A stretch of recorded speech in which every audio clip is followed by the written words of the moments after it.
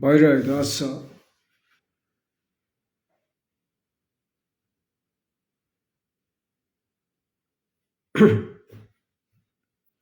Эрчу торгоме фирма.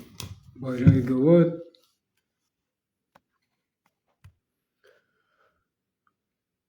Мана лента макасун, лента новостей. Мавдесунца выпускной Балта. Ахамат Байрай дерчут. Байрай говорит. Ама кафунца на сон кафкуто, на ирун кафкуто. Ардак багнагай са ардак марев тайгон утимай. Ма кафка баргара сухт каунцафал на федауи. Мах кафте охан волдараши кафун. И жена увидел ролик Баглстон, где там среди всех участников этого бала выпускного одна только оделась на национальный лад одежду. Одна. Сколько раз я обращался, потому что выпускные баллы каждый год, да, бывают. Сколько раз я обращался к молодежи, где ваша сухзарина кастарта каменца? Са культура нанимаются, са историю, вот са выпускной. Надо их обратно гнать, заново учить элементарным вещам, к знанию своей культуры, том, чтобы они ценили. Тот, кто свою культуру не знает, не ценит, это паразит натуральный. Да, вы там танцуете, на это плакать всем надо. Уже сколько в ленте новостей идет, танцует девушка осетинский танец, вот отсюда у нее прорезь, вот так груди выпирают. До середины. Вам, где и там, кто аплодирует, и те, кто комментирует, у вас что происходит вообще? Или есть у них братья, или отцы, или старшие? Или вы совсем уже потеряли, да, понимание, кто вы, какой нации, да, какая у вас культура, если вы не стадо баранов. Но, судя по всему, вы, наверное, да, стадо, да, что подражаете кому-то, свое не цените и не уважаете. Хотя бы сделайте уважение к тем, кто сквозь века пронес наш образ, достойные образы нашей культуры и народа, наши предки. Хотя бы им сможете сделать уважение немного. А потом вы начинаете говорить такие тупые вещи. Типа вы мудрые, да, типа нейтралитет поймали и рассуждаете. Какая разница, какой мы нации. Но если вы бараны и вам разницы нету, то, конечно, нету разницы. Но вы так это к чему говорите? В смысле, здесь не уважает кто-то другие нации? Или что вы этим хотите сказать? Мы, во-первых, осетины, у нас своя нация. Вы бездари, вы сколько проучились за столько лет? И вам что, никто не объяснил этого? У вас старших нету? Или где вы родились вообще? У вас, хорошо, образование не учит. Она вас, ассимилирует. Но неужели у вас нету немного своей головы? Просто своей головы. Чтобы взять свою историю, хотя бы старших там, на примере. Неужели у нас нет этих достойных старших и примеров, кто бы вам это сказал? Или что с вами всеми происходит вообще? А потом мне вчера там какой-то комментарий оставляют, типа, негоже обсуждать женскую внешность мужчинам. Кто вам это такое сказал? В каком смысле негоже? А что, гоже дискредитировать свою культуру? Вот это что ли гоже? Или какая разница, кто вам замечание сделает?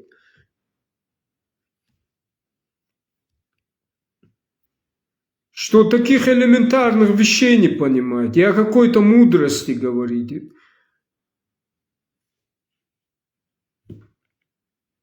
Человек, который элементарных вещей не понимает, и у него на это ума нету, вы называете мудрыми. За мир говорите. За какой мир вы говорите?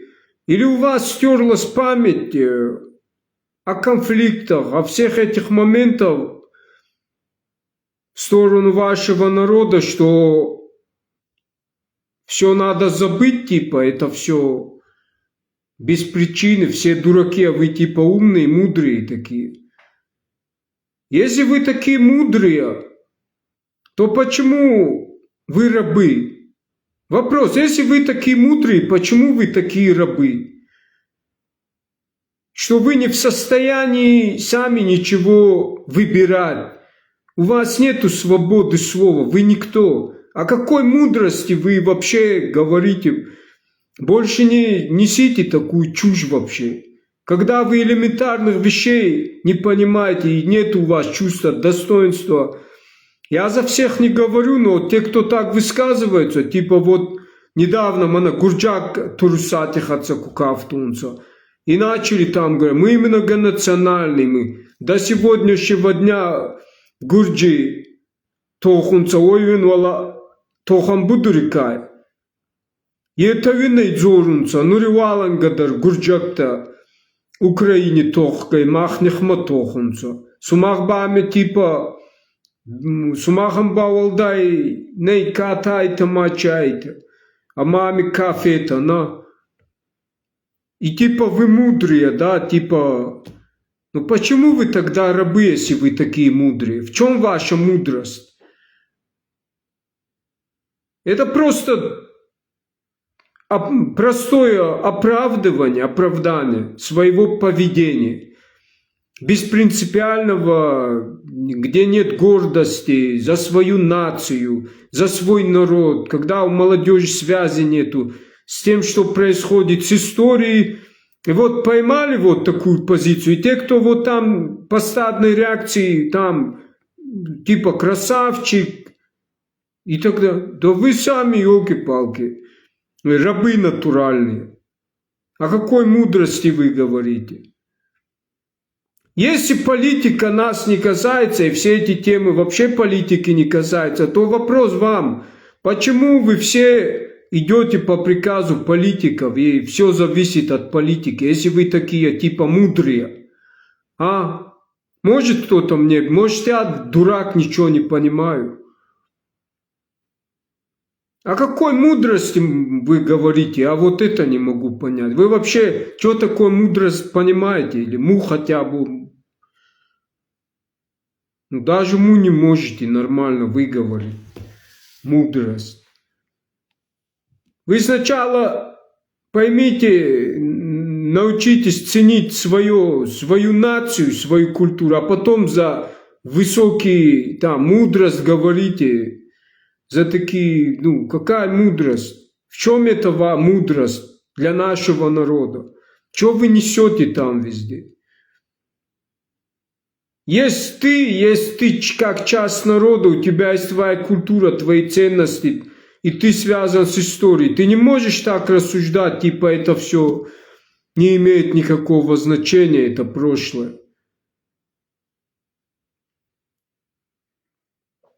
Этим прошлым живут сегодня все страны, их верхушки, живут настоящим и свое прошлое воплощают в жизнь в сегодняшнем. А вы, не имея понимания своего прошлого, вы живете как рабы, натуральные рабы, и говорите о какой-то мудрости. А это просто элементарное оправдывание своего невежественного поведения, которое вы несете в массу, неприемлемое, вульгарное. И это вы называете вне политикой, да, вот то, что вы показываете. Это как раз таки инструмент политический. Вы сами что говорите, сами не понимаете. Вы рабы натуральные. Как это? Что вы вообще несете, если вы сами являетесь паразитом разложения нашей культуры и ассимиляции? Вы же сами инструмент политический. И вы говорите нам, что это все политика, это не имеет значения.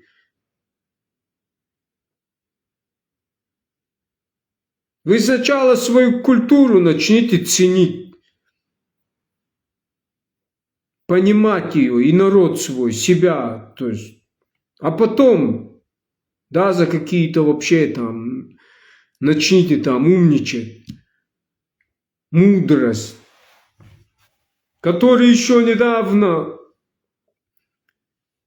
елки, на ваших глазах вам ва историю фальсифицировать, каунца киунугу тавазунца, манур чедарха цудема вакуриный память фачедарей, алчедар байронхку тайте какой-то там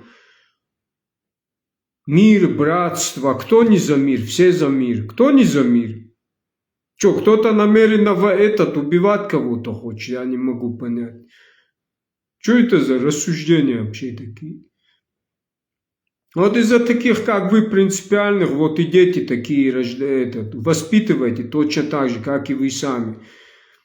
А потом они с ожирением рождают, там, живут там, с болезнями, беспринципиальные, ну, и другие проблемы. В компьютерах сидят целыми днями, знают героев из компьютеров, а не своих героев.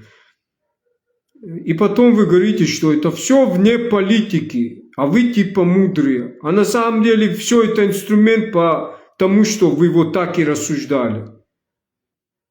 Ну и когда вот танцует астинский танец, вот с такой с прорезью, грудь вот здесь полу выпирает, и все там, вау, как красиво. Вот этого и добивались все, чтобы вы вот так и говорили, как рабы натуральные. Чтобы вы свою вот эту культуру воспринимали как шоу, как вот что-то красивое, как что-то вот типа, просто как элемент шоу. И снять себя, выставить, вот посмотрите, как танцует. Но вы же не дотупляете элементарного и о какой-то мудрости говорите, потому что эти все национальные танцы, почему, думаете, предки просто так закрывали грудь девушки?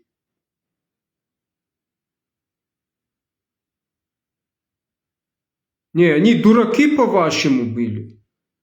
Чем вы лучше них? Вот эти наши девушки, предки, чем вы лучше них были? Чем вот те, которые вот отсюда открывают свою вульгарщину, показывают? Чем вы лучше? Умнее? Ну, красивее это сугубо личное каждого, да, восприятие красоты. Но умнее вы от этого не стали, но тупее точно стали, на 1000000%, которые ничего не понимают о своей культуре и свои новшества какие-то западные. Я за всех не говорю, там есть тоже приличная часть получше, чем здесь. Но вы именно берете вот то, что несет дискредитацию в нашей культуре, этикет, менталитет. И вот эти ну вообще обезумевшиеся феминистки.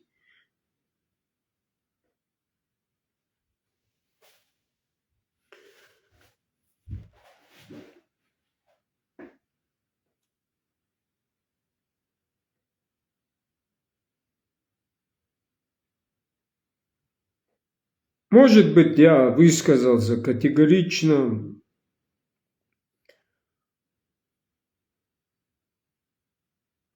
и с тем, какая обстановка, может, слишком принципиально, но ну, это до того мы дошли, что Вот так начинают относиться к своей культуре кто? Слабые люди начинают себе позволять что-то, другие начинают повторять, и все. Это укореняется, это как болезнь. Когда-то же кто-то тоже на культ наш водку, еще что-то начал пить, там кто-то курить, кто-то матом. А сегодня это норма, хотя это не является нормой. Это, можно сказать, осквернение храма. Вот вы себе можете такое представить, если бы в церковь зашли с водкой, матом говорили? Вот такое, вот можете представить? Так с чего вы решили, что 3 пирога там можно так делать? Конечно, нельзя, но вот это и доказывает мышление, стадное мышление рабов натуральных и идолопоклонников. Потому что для них Бог, кто-то им определил, сказал им, значит, вот надо вот это сделать, то сделать. Установки какие-то. И вы в это поверили, приняли, значит, там Бог. Но где 3 пирога, там это просто 3 пирога, там Бога нету. Там можно матом говорить, там можно по-свинскому жрать, там, пить. Ну, это вот такие вам стереотипные какие-то мышления. А кто их создал? Паразиты. И вот те, кто наши танцы, вот отсюда девушки танцуются, и там все лайки ставят, вот и вы и есть все паразиты натуральные. Беспринципиальные, не имеющие своего образа. Я опять за всех не говорю, но Манамай из 1001 нашлась умная, каче Ирон Валдараста Скотта, и нет бардар так багнагай. Мою тему Ирон Кавку такаунца. Какой у вас вообще ничего стинского нету. И что печально, это выпускные баллы, елки, уже взрослые, можно сказать, вы их, типа это вы празднуете, их проводить во взрослую жизнь, но они еще умом не сформировались, у них нет понимания своей нации, национального самосознания. Кого они подражают? Чью моду они подражают? А где осетины? Где нация? Нету. Один человек, одна девушка нашлась, которая делала национальные танцы. Из 1001, и там вообще я не видел ни одну, чтобы отделалась. И что самое главное, чем дальше, тем находится только один человек. А потом вы загоняете какую-то там, такие же, как и все вот эти 1000, что у нас золотая молодежь. Вопрос, что для вас есть золотая молодежь? Потанцевали, пометили вот, что они типа потанцевали, и вот это что ли наша нация, вот золотая молодежь? И беспринципиально ко всему относиться, вот это золотая молодежь.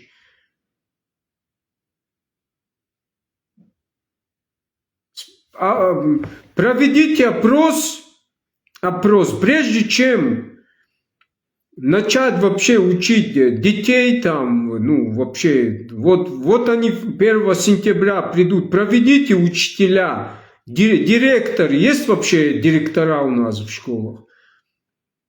Что-то я не вижу. Есть, проведи им сначала опрос, знают ли они свой флаг вообще, они знают, что он. Ты сами директора знают и учителя свой флаг вообще, чтобы их чему-то учить. Или тоже типичные рабы шаблоны, что вам скажут по программе, то и Б делайте, Б. Вот кроме этого вы чем-нибудь еще учить можете. Вам принципиально всем говорят, у нас невзак Ирон Хебунат Мацауи. Ама катса суваланта надзорунца, отца суваланта ба апундаж надзорзанца. Невзаки совкаканы. Ма шиканта ма самай невзак ползорунца. Вы элементарно даже не можете вне урока хотя бы вставить слово наше, и равнодушно на это смотрят. Типа у нас предметы, вы осетины, да, все дружно, да, А на осетинском говорите нет, все дружно нет. А флаг знаете? Нет. А почему нет? А как вы тогда осетины, если не знаете ни языка, ни культуры? Какие вы осетины тогда?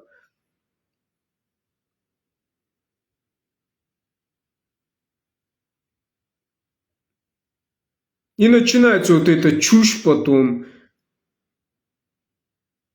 Вот он помог стольким, он не знает осетинский, но он помог стольким. Да при чем здесь помог, кому что сделал?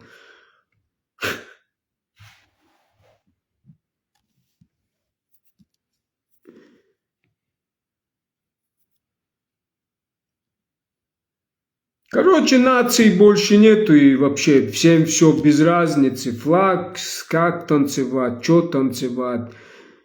Однако все там что-то умничают. Золотая молодежь, Осетия, осетины, традиции.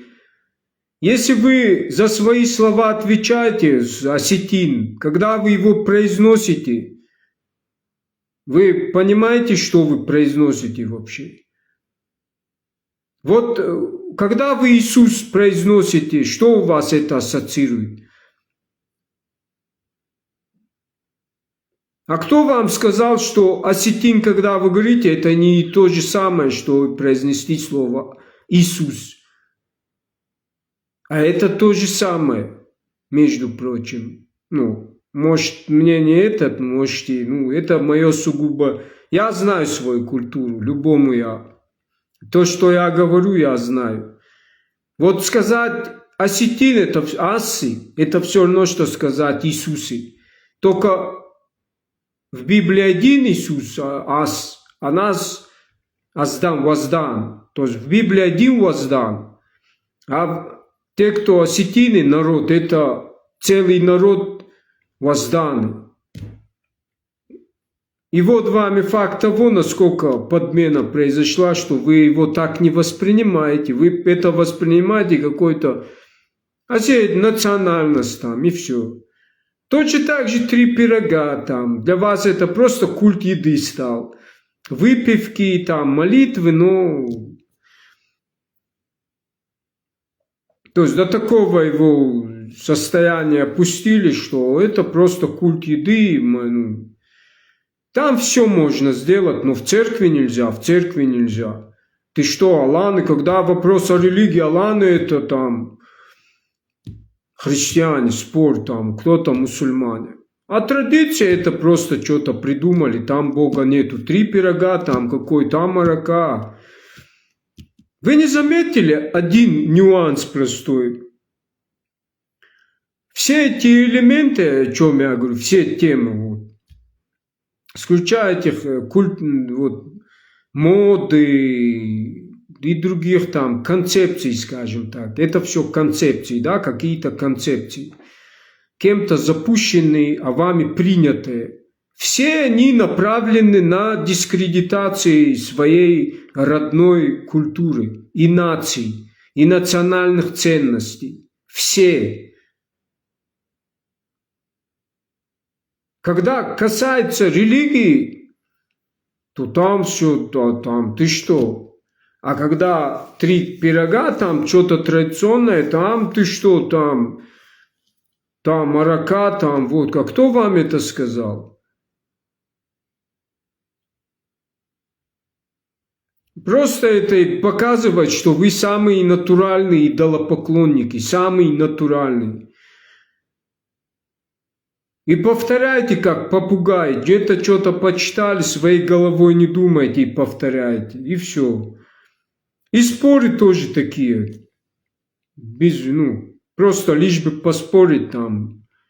Нет я, нет я, нет я. Вот такой спор. Не ради правды, потому что правда же никому не нужна. Повод нашли там, кто-то старший пьет, значит там ничего нету, там Бога нету, традиция, а зато в церковь не заходят с водкой, там ты что, там все свято. Там, вот именно там Бог начинается. Кто-то вам определил, вот именно там Бог, там ничего. А здесь водку можно, там это. Кто вам сказал? Вот это и доказывает. Кто дискредитировал нашу культуру? Почему, зачем? На все вопросы и ответ. Просто на все надо осетину посмотреть через призму своей культуры. Но где он что посмотрит, если он уже не признает ничего? 3 пирога – это культ еды. Танец наш, вот как где сегодня я о ком говорю, это просто танец традиционный осетинский. Нет, это как надо в обществе жить. Ценности, поведение. И дурочка, паразит там, потанцевала вот осетинский танец, вот отсюда открытая вот грудь. И все, вау, как красиво, вау, королева, вау, там, вау. А потом идет и ведет себя совсем не по-осетинскому, там, свои ягодицы на всю камеру показывает. Вот вами, в чем тут ваше вау? Что вау? Вы...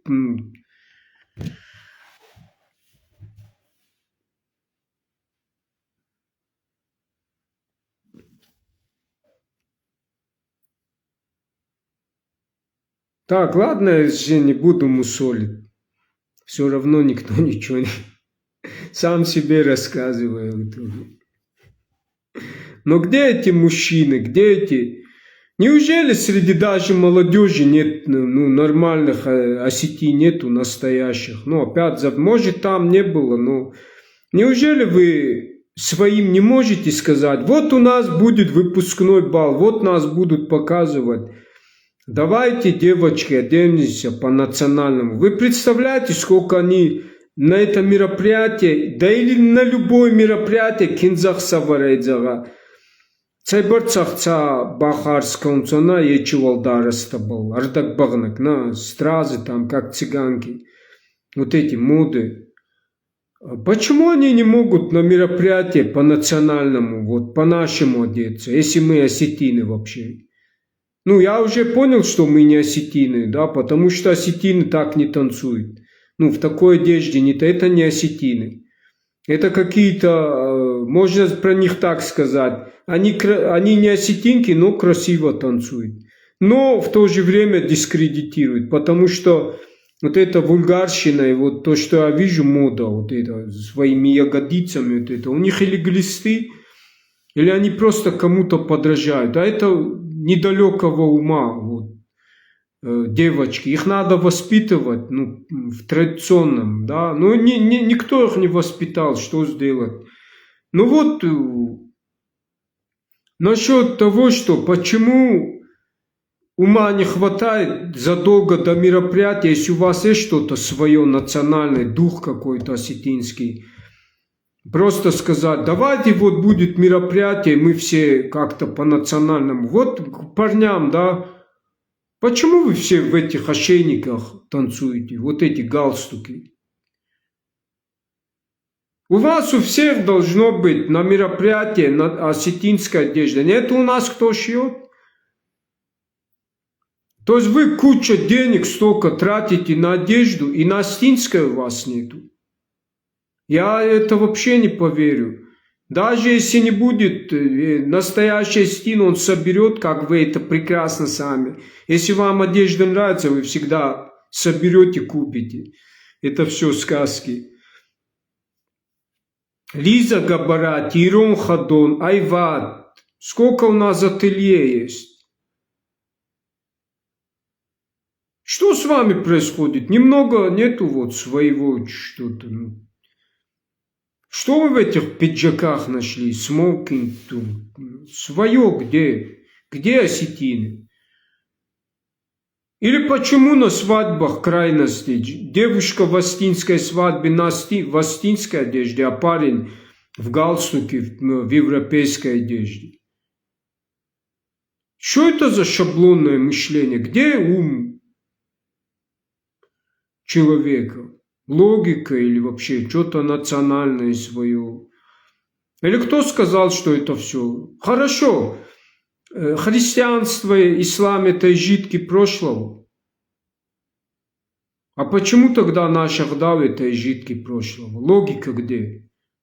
Кто вам сказал, что традиция это ничего не значит, а вот другие религии? Ну вот, ну откуда вы все это?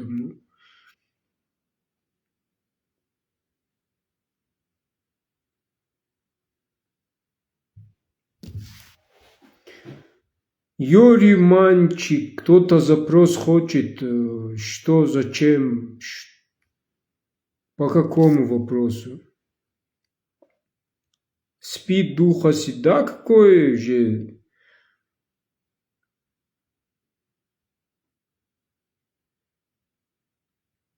Дух духом, а ум где?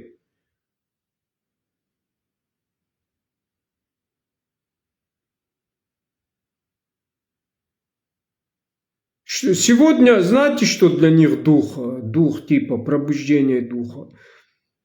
Потанцевали где-то, напросто сняли там и все, вау, осетины, и все, разошлись, а дальше мышление у них обычное, бытовое, вот как, и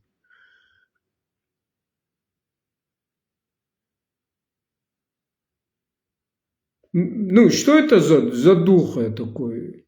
Его хватит на вот выступление какое-то или на утверждение истины, за эти истины идти до конца. Если нету ни того, ни другого, то какой дух? Этот дух, он,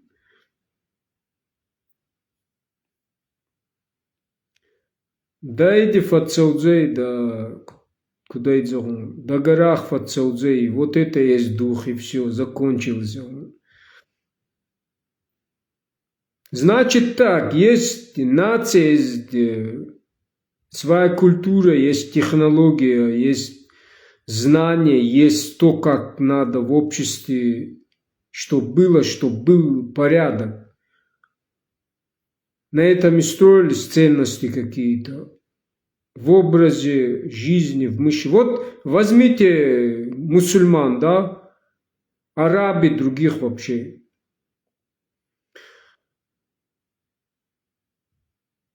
Их отношение к этому миру. Хотя не приветствую, здесь именно мы не зависим от, здесь именно надо своей головой. Вот Асси Воздан это воин света, который не раб, да, не зомбированный, зомби. Что-то ему сказали, он попугай. Как попугай что-то делает, а по факту он робот обычный какой-то, зомбированный. А в быту он, короче, непонятно кто, запрограммированный. Нету в нем ни индивидуальности, ни личности. Он раб какой-то. Нет у него своей головы, логики, разума, как человек разумный. Бог же дал человеку разум, ум, чтобы на опыте делать выводы и искать правильные пути. А когда этого опыта нету, а такие кому нужны? Вот такая программа. Чтобы управлять людьми, чтобы они вот такие были. У них ничего... Вот они вроде бы типа правильные, а на самом деле у них ничего святого, потому что они роботы, они что-то выполняют, по приказу готовы за идею убить там, им без разницы, как это были и завоеватели. И в чем их истина? В том, чтобы просто говорят, это истина и все. И вот это отличает разумного человека, непредвзятого, не раба, от раба. Вот что такое наш Ахдав, Воздан. Вот кто был Иисус, да, ну, лично, сугубо лично мое мнение, по моему выводу, изучению. Он как раз таки не был рабом, он был воином света. В отличие от тех, кто не является рабом, то есть воином света, но раб. И надо различить, где идолопоклонство от неидолопоклонства. Ибрагим и Умая.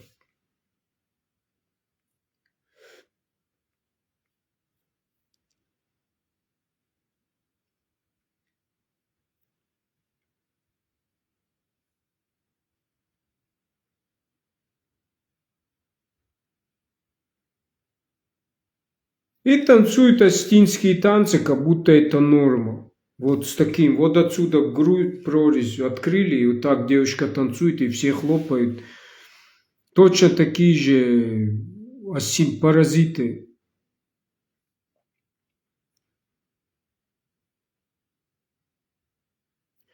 А потом мы говорим про золотая молодежь, золотая, ну, из года в год. Матамандыр берет на зонунца. Фал это итог, а не знаете как, вот так и на все, пошел он, кто он такой.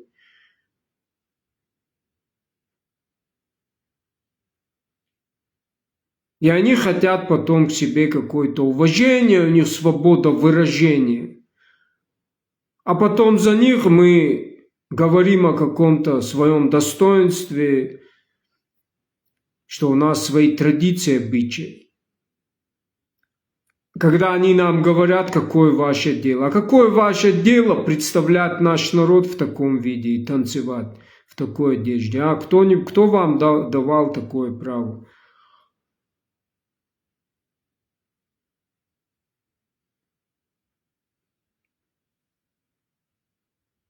Свобода выражения вульгарности или это просто слабость и распущенное, развязанное поведение? Кто вам сказал, что это свобода? Это рабство. Вот вы натуральные рабы, у которых в голове ничего нету и подражаете просто. Кто-то вам что-то показалось, вот это типа красиво, и начинаете как стадо нет, чтобы свое что-то показать, свою красоту, свой национальный стиль, образ. Да, ну на это же не способны многие. Только из 1000 одна нашлась, которая в выпускном бале астинскую одежду. Вы представляете, и это образование они получили. И их отпускают во взрослую жизнь. Да это же 1000 паразитов, которые их пускают. Их никуда нельзя, их надо.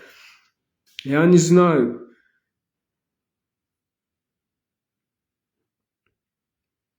Где учителя, где родители? Почему? Что с вами происходит?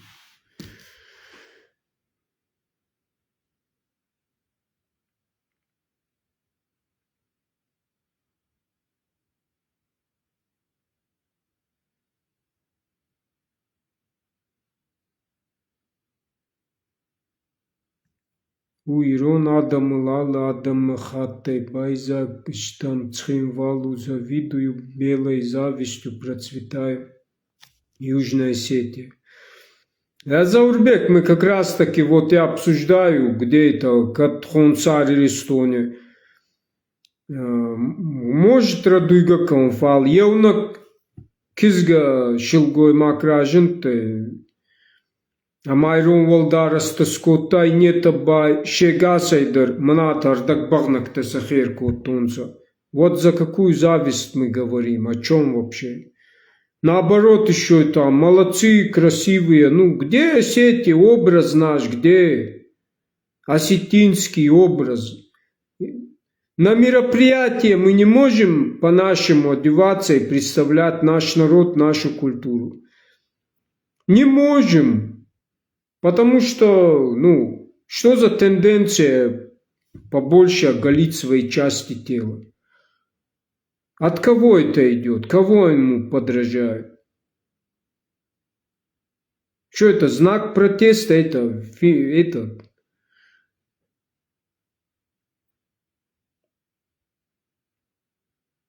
В этом что? Красота или что-то привлекает? Ну, вам же ясно, черному по белому сказали. Те, кто своими фигурами рекламирует, это больше о каких-то этих отношениях, чем о серьезных. Потому что за миллион раз я вам говорил, начните различать настоящее от товара. Вот товар же рекламируют, чтобы его купили. А есть что-то ценное, за которую человек готов свою, жизнь свою надо ценить, но Ну, это бесценно. И как раз-таки настоящее это то, когда человек полюбит вас по-настоящему, не за ваши вот эти силиконовые там ягодицы или еще губы, или вот которые думаете, что это вот. Вы наоборот смотритесь как один, никакой своей хари, ничего, одинаковые. Ни своего образа, как, характера, ничего, безвкусица. И вот это современные у них тенденции. Вот как у них голова, вот как рабы, они натуральные, вот как рабы подражают там, сами ничего своего стиля не имеют, характер какой-то, а просто друг, как стадо вот повторяют. Вот. Да, потому что осетинка, когда она свое, да, что-то свое придумает на национальный лад, ну, у нее голова будет работать. Но по-настоящему вас полюбят не за формы, а за то, какая вы есть просто. Просто вот человек может за ваш, ну, в общем и целом это бывает. Но уж точно не за определенную вашу силиконовую часть или за что-то вот, ну. То есть у вас непонятные какие-то в голове нездоровые мышления. Это нездоровое мышление.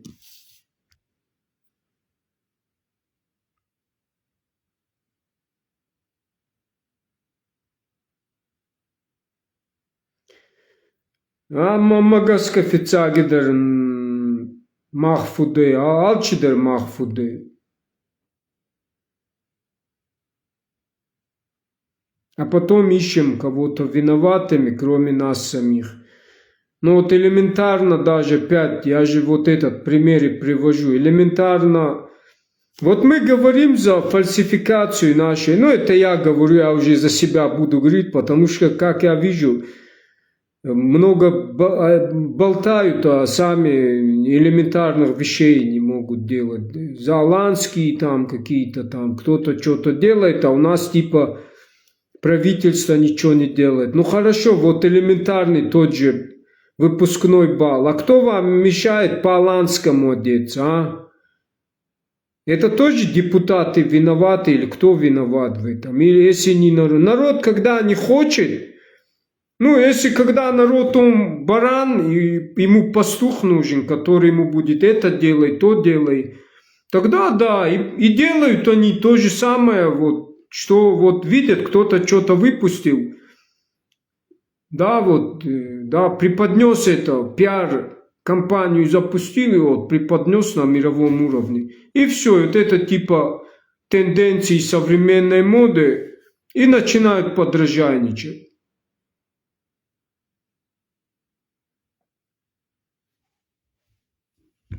И вот на такие вещи элементарного понимания нету, но зато они закончили 10 классов, и у них там выпускной, взрослая жизнь. Какой елки, загоните обратно его в начальный, ну, чтобы элементарным вещам научить.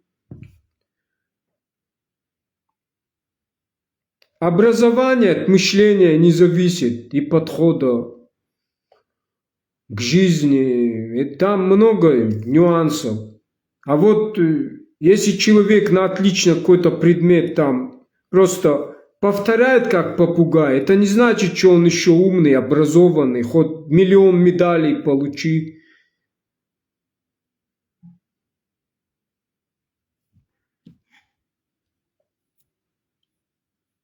Елки-палки, вот простой пример. Мама у него типа образованная, там, ребенок, дети у него тоже учатся на 5. Но она такую чушь несет. Зачем мне осетинский? Он мне в жизни не понадобится. То есть она и так уже на хевзак полнадзоры фал. Русагавой дзоры ма. Мы и так научимся, хотя мы видим, где что кто говорит. Ничего никто не говорит, это все сказки. Нам нужен английский. От осетинского надо отказаться.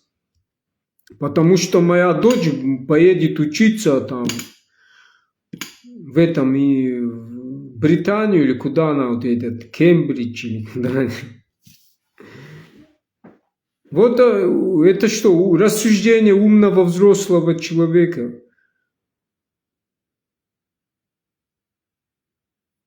Не, ну хорошо, вы рассуждаете, типа, умные, мудрые. А в чем ум? Все так рассуждают, дело в том, что и принимают какие-то личные предпочтения у них. Через свое перешагиваем. А почему? Потому что современное образование это не про нацию, не про национальность и ее развитие и культуры. Кому она нужна? Ну, выделяют деньги, кто-то что-то делает для там элемента какого-то, для галочки. А то, что актуально, и на это акцент делают взрослые, там надо учиться, деньги нужны, да, материальное благосостояние. И акцент на этом делают. Но это же специально делают, чтобы ты был зависим. Чтобы править людьми, надо сделать их зависимыми. И чтобы они не акцентировали на своем, на национальном, да, надо их экономически бедными сделать. А ценности дискредитировать другими модами там, и все.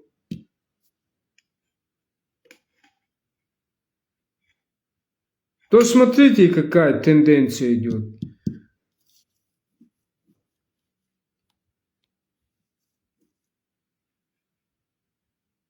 И в итоге что с этого остается? Ничего там. Авзак на зоне, не чуть-чуть. Тогда надо все менять, осетин, забыть вообще всю эту тему. Историю, культуры, там.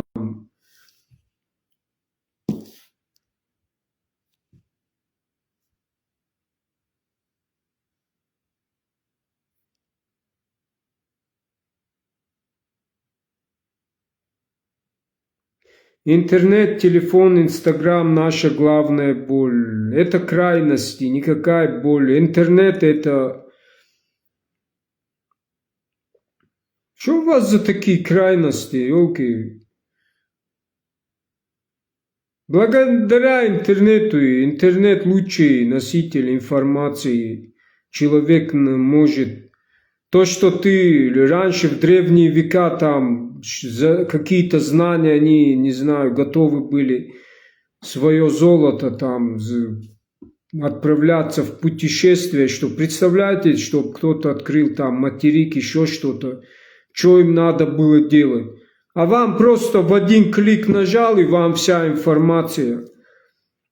Зачем уходить от интернета? Вот я, допустим, жене могу там где-то, у меня нет возможности постоянно организовывать, где-то что-то о культуре рассказывать. Это еще примут, нет, и, допустим, выставки делать. А тут я нажал на одну кнопку и напрямую с вами все, что знаю, передаю. И это боль, что ли? Вы о чем вообще? Плюс это хороший еще показатель, вот самый большой плюс это то, что люди за глаза думают, они это и пишут. Про соседей, хотя там боты будут тоже, но мы видим, что соседи пишут, другие. И депутаты нам могут все что угодно там, сказки рассказывать, красиво говорить. Но как вот Царство Небесное Фатима Рамонова сказала вот на встрече, у народа чуйка получше, чем у вас. То есть они могут все что угодно поверхностно умничать там, лица, да, но это их задача, они для этого типа политика. А простой народ же главное, что думает, потому что мы видим, что на эти красивые слова нам не стоит доверия, потому что, как я помню, один раз Компартия организовала спортивное мероприятие многоборье, и когда у нас с местными там большие разборки получились, там драки начались, я тоже там был, разнимал наших, то вот эти, кто их руководители, на своих мерсах сели и оставили нас с автобусами. Представляете? Там повыступали, что-то красиво, и все. Это тоже мне на практике пример, как это бывает. Все что угодно болтают там, а потом народы вот что-то случается, и друг друга. Поэтому это все сказки.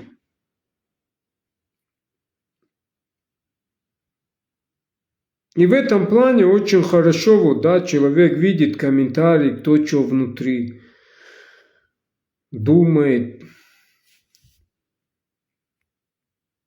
А нам это есть повод не быть намеренным, то есть не быть наивными, дураками, с которыми повторится то же самое. Если будем такими наивными. Поэтому ум это такое понятие, но не вот 1 + 1 = 2, это не значит, что раз человек уже умный. Ум состоит из многих вещей. Логического мышления, критического, делать выводы правильные. Не. Очень много моментов.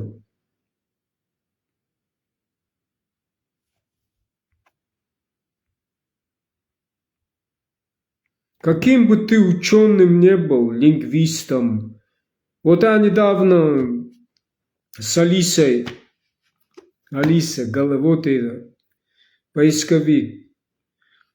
Знаете, какой момент я обсуждал, мне интересно было, что она же из всего вот глобального интернета, информации, все, что есть источники знаний, научные, она же вот это именно выдает.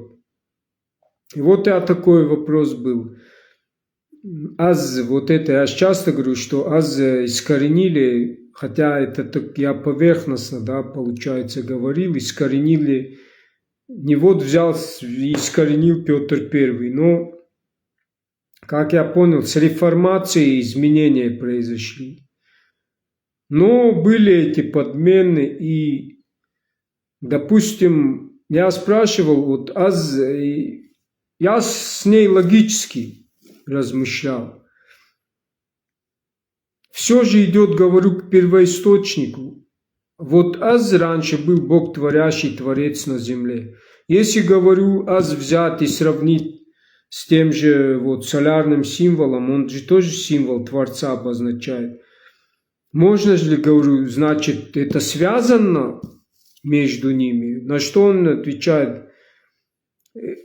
Это все имеет место быть, типа мое мышление, твое открытие. Но в официальной науке этого нету, то есть это не связано.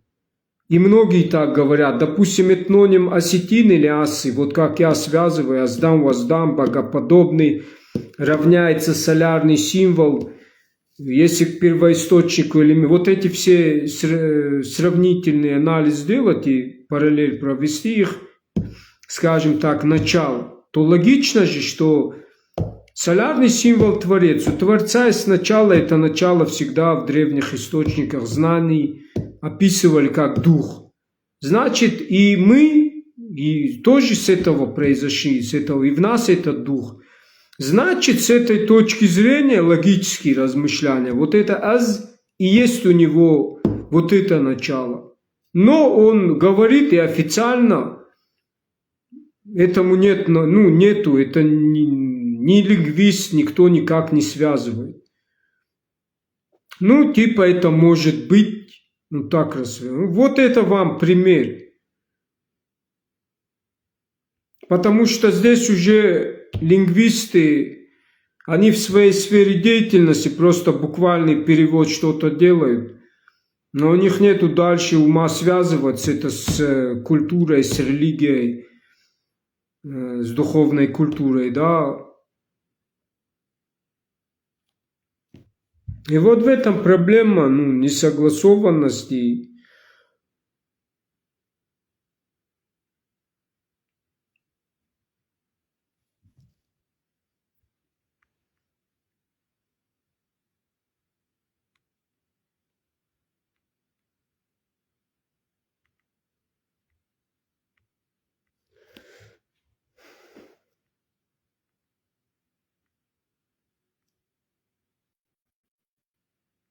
Так, чтобы вы знали, что многое из того, что говорю,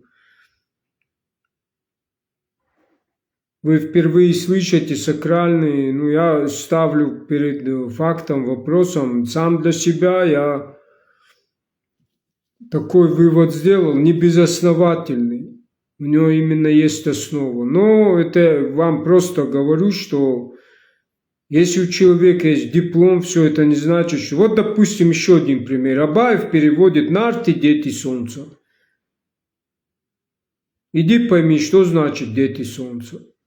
Я же взял, связал это опять с звездам понятие, солярным символом, исходя из фактов. И выявил там одни истины, которые опять ведут к первоисточнику. Если так логически, же я, наше я, вот как мы, да, ниоткуда же взялись. У этого есть своя история вглубь уходящая. И в древних источниках описывали эти знания через символику. Значит, перспектива связать с ними, и у него есть это начало. И это я к тому говорю, вот это есть шаблонное мышление, и сколько бы ты образованный не был, дипломов, да, ты признан, переводишь буквально, но есть вопросы, на которые ты уже не можешь дать ответ. А здесь уже надо рассуждать с точки зрения другого, да, культуры. Дети солнца, а что значит?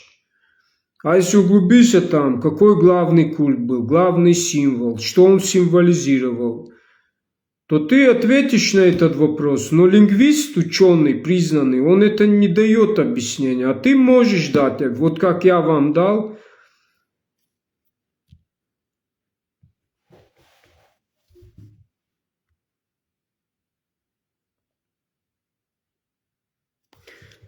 А так, как можно, если нету, ты что-то с чем-то не сравнил, у тебя нету подтверждения, на чем оно,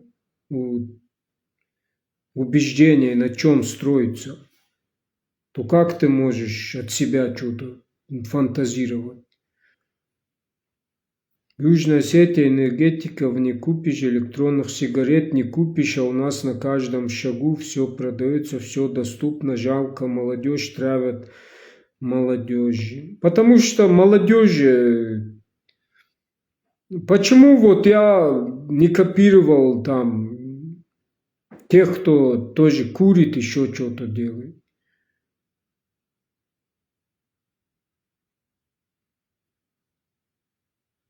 А если в Южной Осетии их откроют, они курить начнут? Если да, то что это такое? Человек должен своей головой думать. Я от отца брал только хорошее. Он тоже курил, пил, но я же не курю, не пью. А потом начинают, вот это тоже мышление опять, начинают винить в том, что наши старшие виноваты. Да и вы вообще не вправе ни в чем винить на самом деле. Потому что они донесли до нас, вот как мы традиции знаем, как они хотя бы есть в таком виде. А мы даже это, но виним из-за того, что сами не ищем там, не хотим что-то в ней искать, правды, менять что-то, исследовать этому. Мы ищем там этих, кто там что-то выпил, арака, начинаем обобщать. Кто так делает? Именно слабые поколения. Я за всех не говорю. Но те, у кого есть своя голова, они не будут на минусы какие-то смотреть. Точно так же делают в основном исповедующие другие. Религии приняли. Когда им за традиции говоришь, у нас своя религия, они что начинают говорить? А там водка, там арака, там... Вот это есть идолопоклонство. Слабых людей, которые нету ни своего, своего ума нету, просто ни логики, ничего. Потому что кто определяет Бога? Кто-то им что-то сказал, они поверили и все. Значит, надо это принять, что-то сделать, и значит, Бог появился, я должен так делать. То есть шаблоны. А с чего кто-то взял, что там, где ты Ахдавы Медаги, там Бога нету? Из-за водки, что ли? Кто сказал? Ну, убери водку или не пей водку. Или что, везде водку пьют, что ли?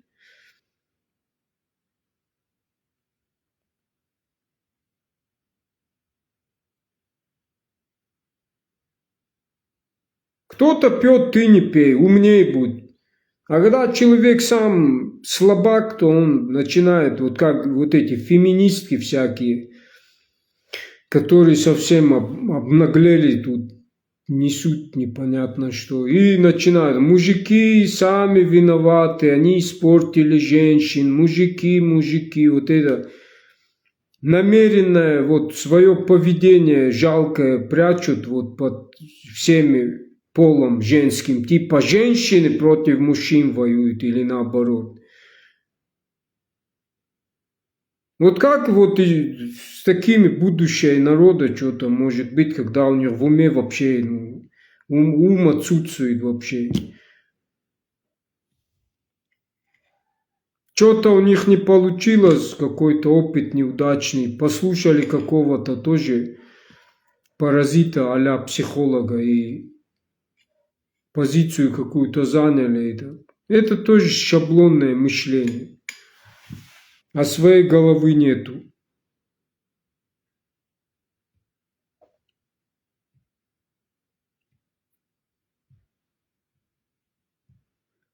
Человек должен сам на примерах понимать, что для него, что его делает как человека человеком, сильным, а не слабаком, еще кем-то, деградирует и еще что-то.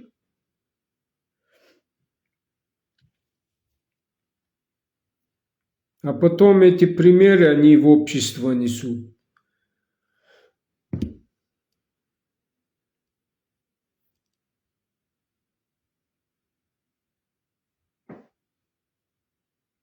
Ты нажал на одну кнопку, будучи человеком, а на детей даже через обидные мультфильмы идет пропаганда.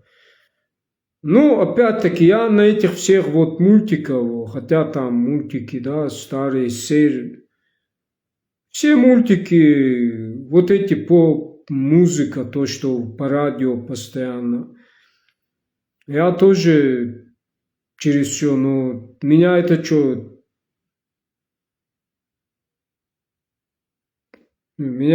изменило, что ли? Я, наоборот, это воспринимаю как что-то для меня неповторимое больше. Вот такой мир. Разнообразный, разносторонний, творческий. Но я от своего к своему когда-то принципиально пришел, и вот это меня не изменило. Не сделало хуже или на меня это никак не влияет. Как многие рассуждают, типа это все влияет на мозг, мышление. Может, на слабых, на них все влияет. Но это опять от воли человека, насколько у него сила воли, насколько у него способность себя ограничивать там. Потому что если все так просто было, тогда человек без проблем был, да, там. Но с ним в жизни что-то случается, он понимает, если он себя в руки не возьмет, кто он такой? Никто. Он будет больным, кому он нужен? Больной будет пыхтеть там.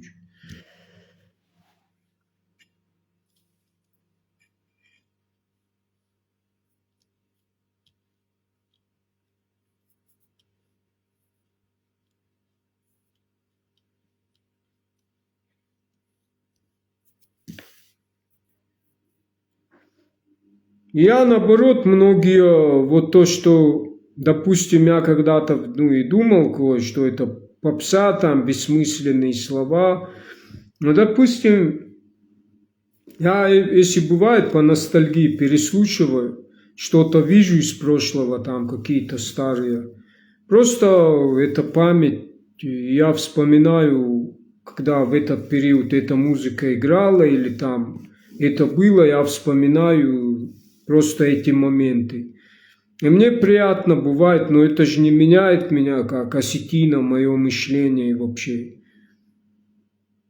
А если человек, вот в этом-то и суть национального самосознания своего я, независимого от каких-то шаблонов. Ты свободен, ты независим. А просто через все это ты прошел, и ты понимаешь, что для тебя истинно важно в поведении, в обществе вообще. А то, что не имеет никакого, просто как память, элементы твоей истории, богатой истории. И вот часто вот эти все тоже, многие ассоциируют там меня с этими сакральными знаниями, расшифровки, но они бесконечны. А что они человеку дают? Дают-то, дают, но всегда есть что-то.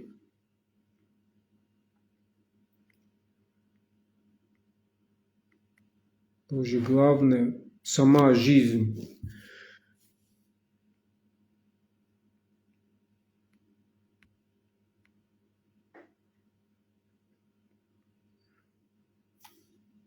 Ибрагим, раньше воспитывали все и села, и улица, а сейчас слова не скажи, все некогда. Вот я же публиковал недавно, вот там скриншот я с Яндекса сделал, там девушки, которые грязные ноги на лавочке ставят. Фош. Лица закрыл. А недавно я в Одноклассники зашел, и взрослая женщина себя сфоткала и свои грязные кроссовками. Вот где-то, вот как я на фотках, вот так села и грязный поставила. Я написал, женщина, говорю, после вас там люди, вы не знаете, после вас, говорю, там люди будут сидеть. И они, возможно, не такие свиньи, как вы. Ёлки-палки, взрослые женщины, вот таких вещей не понимали, что у него в голове. Обязательно надо вот так ногу поставить свои грязные. Вот я раньше такого не... Вот не это и недавно я замечал. Как сравнительно. Может, где-то в лесах, где-то в парках, я не помню. Но в обществе, вот где люди ходят, там никогда. Вот где люди ходят на аллее, вот там я никогда не видел, чтоб молодежь свои грязные вот так, вот там вот, да, ноги свои грязные на лавочку поставил и вот так сидит. Раньше такого я никогда. А сейчас в обществе сидят парочки, обнимаются. И тоже там, где люди. И когда вот днем. Раньше стеснялись, там, прятались. Это же элементарно, да, как вот. Неужели у тебя в голове вообще ничего нету, таких вещей не понимаешь, что... это же наш не прям, вот люди, тебе же самому должно быть как-то чуть-чуть стрёмно, стыдно, что ты там обнимаешься, да, ты в Осетии, Стина, там старшие, там дети где-то ходят, видят, ты сядь нормально, елки-палки.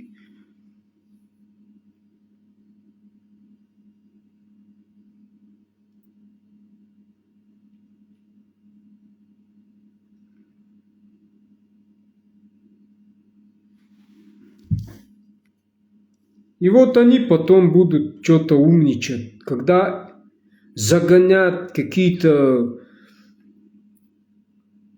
образование, работа, деньги, когда вот таких элементарных вещей не понимают, да, вот одним словом, фош, и вот они будут что-то там.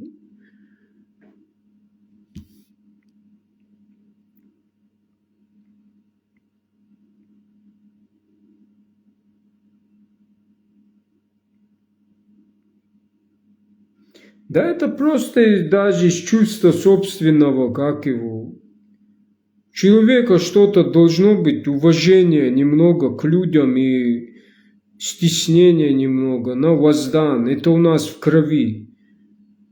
Что мы не свиньи. Мы асы, мы не свиньи. Матом не говорить, еще что-то, скромным быть. Надо силу свою показывать там, где надо свое достоинство, честь, отстоять свое слово или обосновать за свое. Вот там нужно быть. А вот и до конца, а не выскочки. Они вот так себя везде ведут. И в комментариях тоже так. Что на улице вот фуфло невоспитанное, что и головы нету, что и в комментариях. За слова, что хотят, то и пишут, оскорбить могут, как будто так и надо. В лицо же не скажут. Потому что знают, что за километр они даже побоятся что-то сказать. Зато там, здесь же можно, здесь же ты за свои слова не ответишь. А когда не можешь, что они начинают делать? И вот это у них рождает вот такое.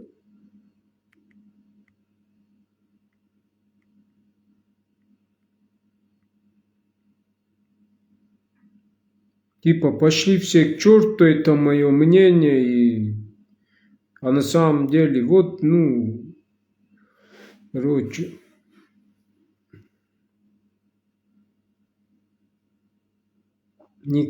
Никогда не скажу, что у кого-либо шаблонное мышление. Шаблонное мышление, знаешь, что такое? Вот о том, о ком я говорю, это все есть шаблонно мыслящий. Потому что ты подражаешь кому-то, когда есть у тебя свое. Если ты умный, ты свое же будешь ценить. Но из-за того, что никто-то это не так преподносит, но ты повторяешь то, что преподносят красиво, допустим, западную. Не красиво, а типа это модно. На самом деле не понимают то, что эта мода разлагает нашу культуру. Вот это и есть шаблонное мышление раба натурального. И там читай, хоть книги, 1 миллион книг почитай, хоть 1000 книг почитай, от этого ты, в этом плане ты умнее не станешь. Так в чем это чтение? Каких-то книг или что? Ум в чем заключается? Человека. Как мы видим на практике, чтобы немного ума было, ты сначала должен быть. Вот судя из того, что я все говорю, прежде всего человек должен ценить свое, себя должен ценить. Если он свое не ценит, он себя не ценит. А подражает то, что его не ценит, потому что ты сам ничего не создаешь, не ценишь свое. И повторяешь просто за другим, значит не развиваешь. Ни свою нацию, ни свою культуру, ни себя. Но ты начитанный, ты знаешь английский, ты знаешь только не свое. Ни свой флаг не знаешь. Так в чем, что значит? Вот это есть шаблонное мышление. Бей, делай, повторяй, и все. Значит, ты начитанный. Тебе медаль за это дадут, и все. Признали тебя.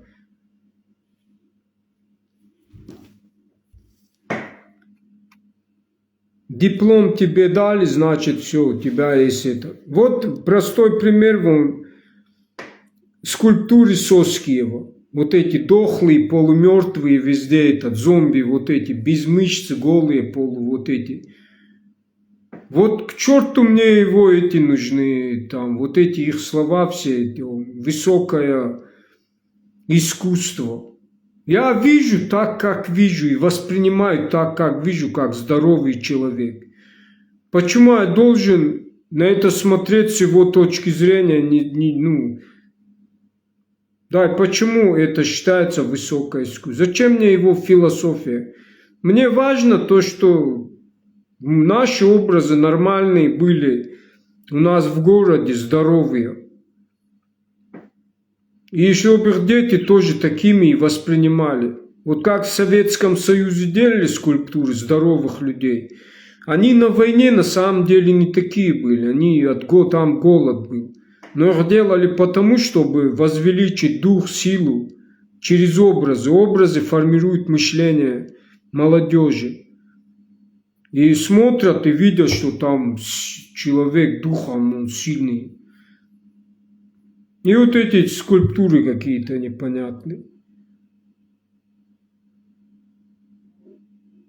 Но если что-то скажешь, тебе скажут, ты не диплома нету, а он, типа, у него знает, что у него высокое искусство, я должен за него, то, что он говорит, вот ему да делать, да, это да.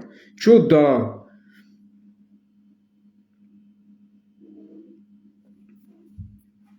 Вот это есть опять. Короче.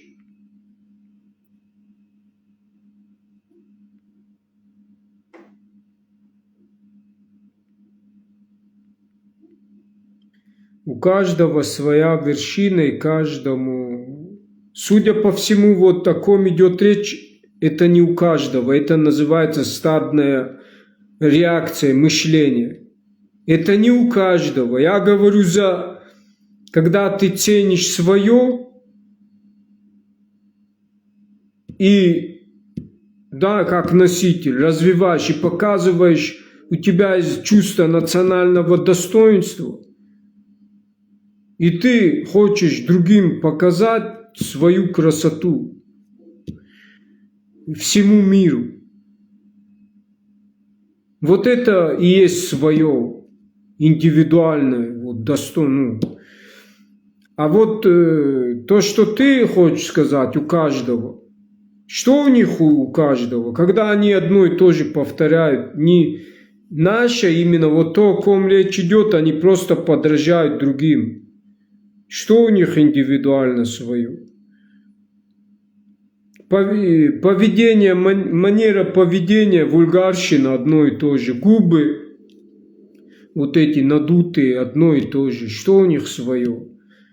Грим, вот такой тонна грима, одни и те же эти.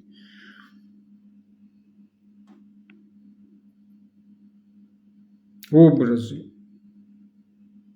Что им может быть виднее? Вот скажи, что им может быть виднее? И на чем это основано? Они могут объяснить. Вот я могу свою культуру... И дело в том, что они же и сами говорят, что это типа наша культура житки прошлого. Так что у них свое?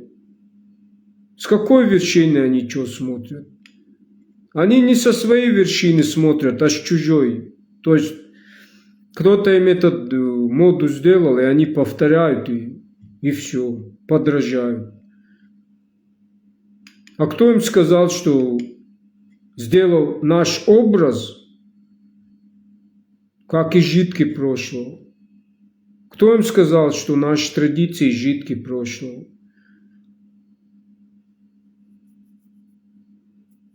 Кто им это все говорит? Так о каком речь идет, что у каждого своя вершина? Если они повторяют за кем непонятно, своего ничего, но повторяют за кем-то. Типа это мировые тенденции. И ни у одной из них не нашлось ума в поисковике набрать. А ну-ка, какие наши предки были? Что они, какую одежду носили? И тут оказывается, там такое искусство, которое то, что они подражают, там и в этом вообще близко не стоит. Там такие, посмотрите, скифское искусство, кто повторил это? Да его даже повторить не могут современные люди. Скифское, там это не просто даже красота. Ну, хотя это очень красиво, но еще и идеология. То есть это очень умные люди были, кто создал это все, идею туда вкладывал. Вместе, не просто как народ, А тут, понимаешь, у каждого своя индивидуальность, типа с вершины смотрят, однако они подражайничают чьей-то моде какой-то непонятной. Не, что вы сами говорите, вообще понимаете? Наберите в поисковике, елки, когда человек не хочет, ну, все что угодно расскажет. А когда человек хочет, он, да, реконструкции одежды скифов, сармат и алан. Какая одежда? Цветовая гамма, орнаментальное искусство. Поверьте мне, если вот современные осетинки, вот эти, кто на баллах там, вот эту одевают все это вот отсюда, если они это сделают, воспроизведут на современными тканями все, но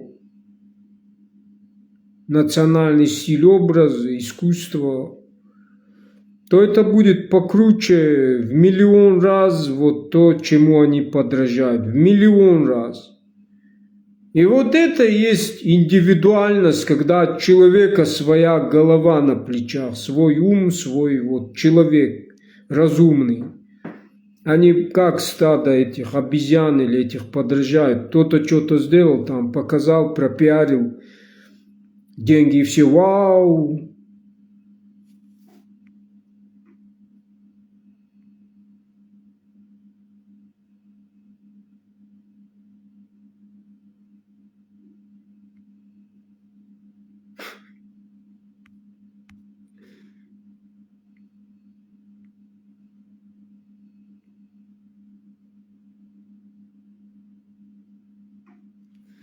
Ё-моё.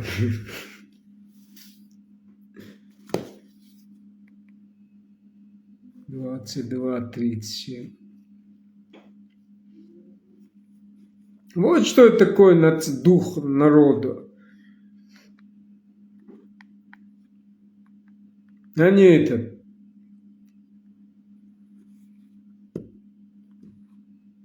Дух народа – это когда вместе народ что-то делает, то, что отражает его именно культуру, наследие, дух, тенденции, что-то свое, да, не похожее ни на что. Это творцы, а не рабы. Это воины света, а не рабы света. Вот я еще хотел на один этот.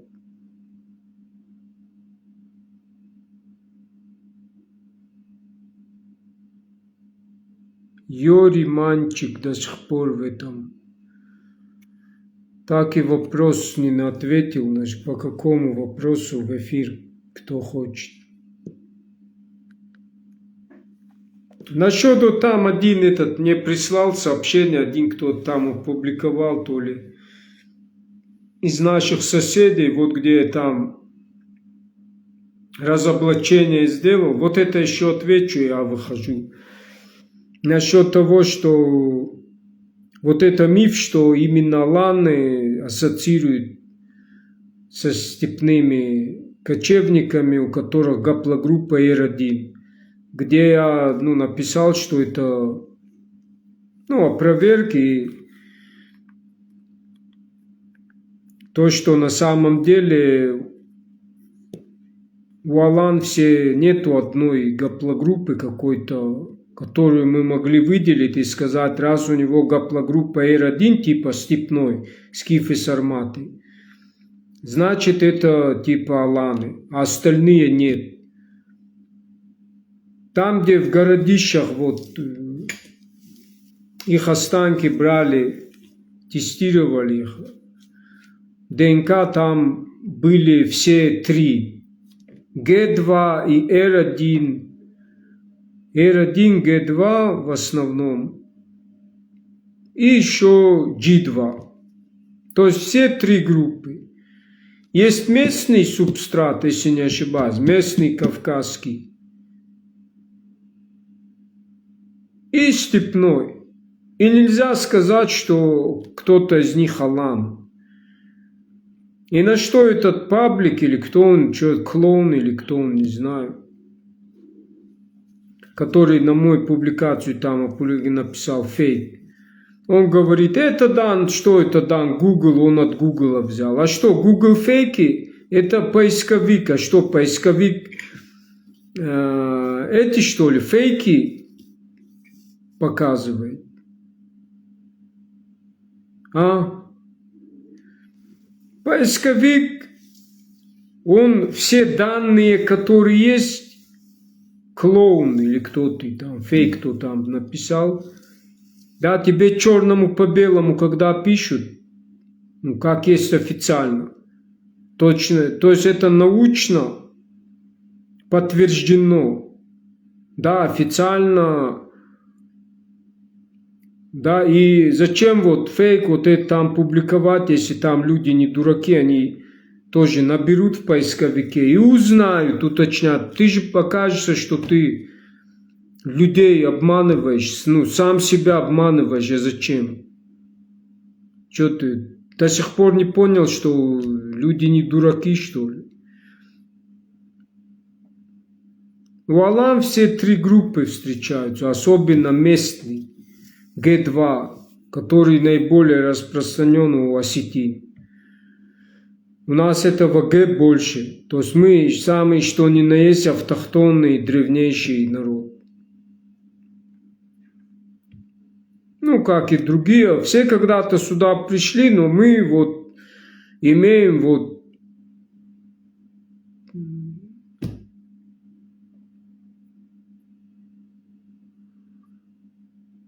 плюс еще степные элементы, вот, когда смещались, но опять где находят Алан, да, там, в городищах, и они описываются, в поисковике наберите, там все три группы встречаются. То есть это единый генофонд, можно сказать, Алан. То есть вот эти все три гаплогруппы. И Г2, и Р1. А вот этот сказочник, или кто он, или многие другие, они пытаются какую-то гаплогруппу именно связать с Аланами. Это уже давно опровергли, ну нету, ну научно, официально подтверждено, что Аланы это все, у них встречаются все три гаплогруппы. Поэтому осетины, и тем более там самое главное это ее язык, культура. И это официально давным-давно доказано, кто мы и что мы. Поэтому много, я бы выразился, но много не... А то, что там говорят, там, балкарцы, аланы, этот...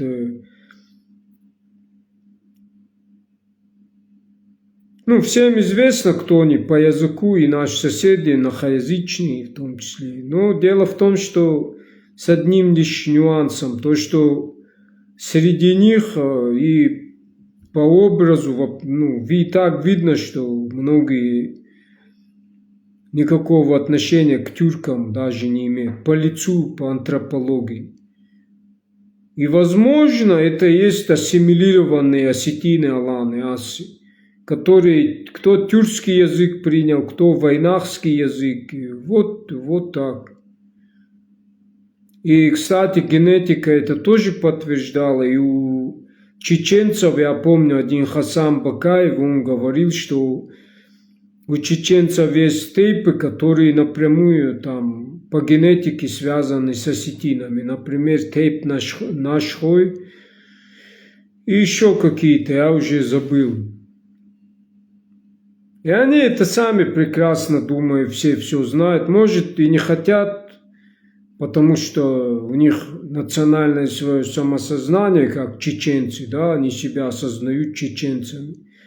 Но по генетике они ближе, ну, они осетины, аланы, они есть, их, может, поэтому у них в крови вот это есть, мы аланы, мы аланы. И у казахов, если не ошибаюсь, там еще каких-то там тюркских, есть какие-то там тоже как тейпы какие-то, кланы, которые себя со сутами, аланы. В их этногенезе аланы тоже сыграли роль. У балкарцев там и малый. Вот есть у нас в Осетии свой Лешкен, ну, Лешкен. Есть в Балкарии Лешкен, еще один. Там дегорцы, дегороязычные. И вот там тоже на нас похожи и внешние и фамилии какие-то. Караевы, если не ошибаюсь, или Каира, Караевы. Я когда там с однофамильцем встретился, я смотрю, как будто у себя там был. И лица похожие, как будто это наши. Поэтому по генетике, если у них есть, наверное, они есть аланы, осетины, которые там остались в Балкарии. Но забыли языки тюркские, выучили. Точно так же у соседей там, других.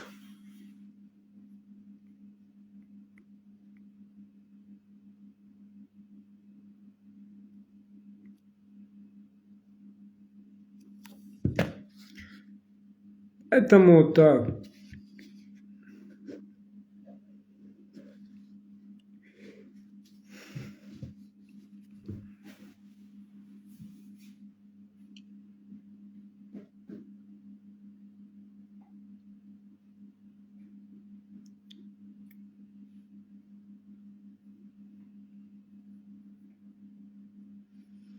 Вообще человек размышляет, и я так думал, может наш век вообще уходит. Смотря на будущее, смотря на то, как описывали новый мировой порядок в сторону биороботизации. А мы в этом проекте, если так подумать, нас нету. Ну, как ресурс мы важен.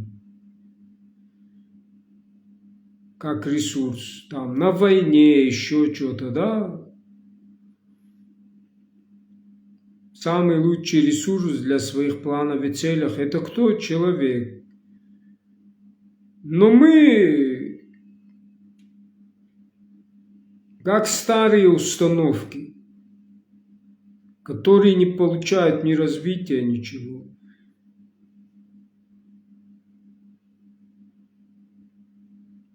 Но однако мы видим, что между концепциями идет конфликты.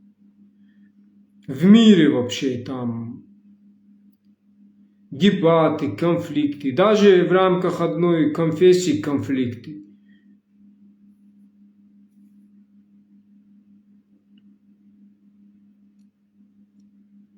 И такое чувство, что я как делаю выводы, что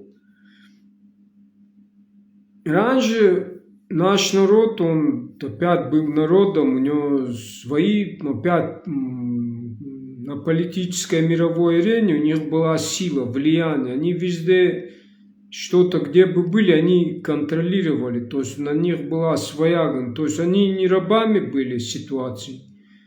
Вот им приказ отдают, они это делают.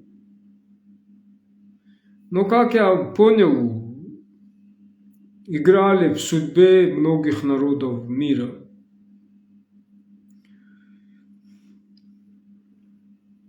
Это отличие нас от предков. То есть, а мы что? Мы что?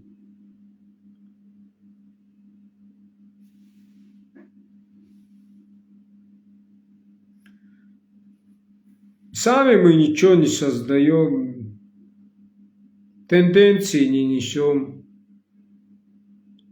Как вы сами говорите о личном, там у каждого свое, да, личное какое-то. Но в глобальных масштабах это личное, ну, для народа, ну, с народом, если оно не связано, то что оно дает? Ничего. В плане шоу как нет? Там, спортивных достижениях, там, куда-то пойти на соревнования, вот мы гордимся, он выиграл, вот. Но мы говорим сейчас о политической обстановке и будущего вообще человечества. И в этом плане спорт и другое, что они дают. А если думать глобально, что мы как народ некая тоже сила, да?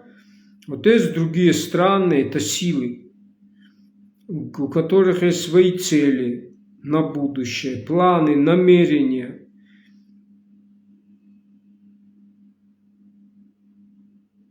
И которые, кстати, нас касаются.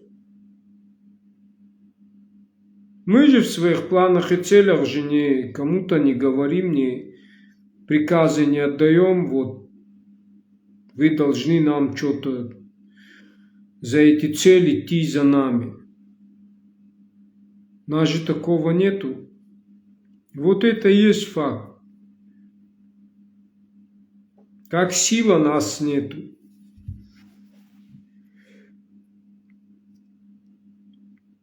А сила это имеется вот все равно, что аналогию проводя, вот свой образ будущего, новый мировой порядок, свой, только свой, свои цели, да, например, экологический вопрос и так далее и тому подобное.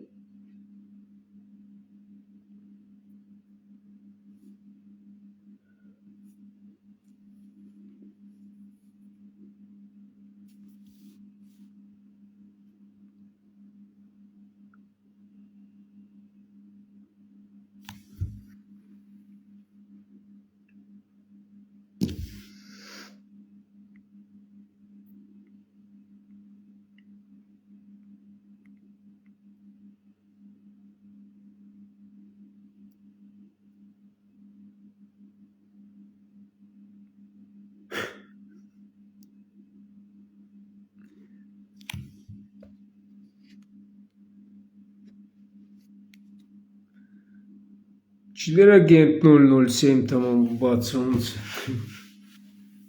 Ладно. Прощаюсь я с вами.